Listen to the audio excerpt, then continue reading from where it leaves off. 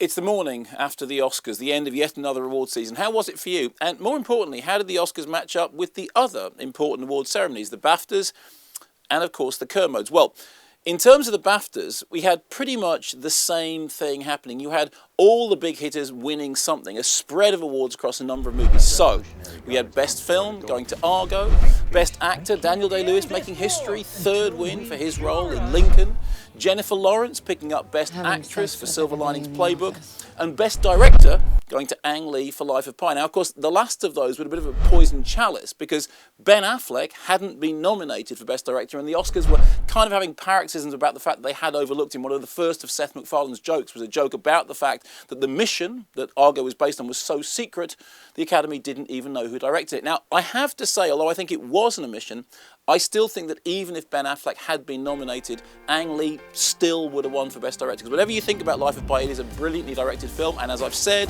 if I'm going to have a 3D film, it's going to be Life of Pi.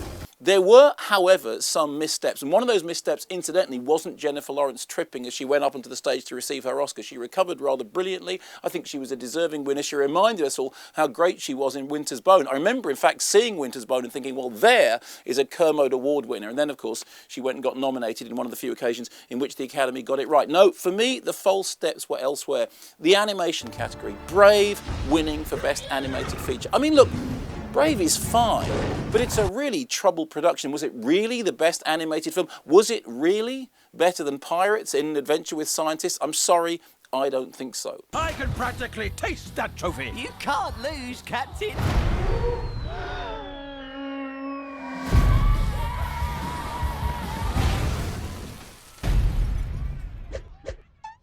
There was also a problem, I think, in Seth MacFarlane's hosting. I mean, he proved once again just how brilliant Billy Crystal was when he was at the top of his game. I mean, the question that his hosting raised is this: is an inappropriate, unfunny joke suddenly appropriate and funny if you keep telling everybody how inappropriate and unfunny it is? I mean, really?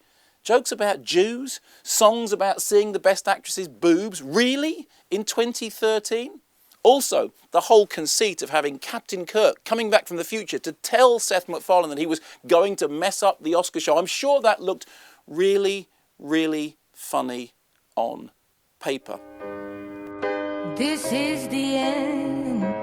The other highlight of this year's Oscars show for me, well, lovely to see in the 50th year of Bond, a celebration of the Bond franchise, and of course, Adele winning for her theme from Skyfall, which she performed brilliantly. Shirley Bassey was on, she performed brilliantly. And then we had the cast of Les Mis, including Russell Crowe, who reminded us once again that he really can't sing. In the end, you have to make the decision.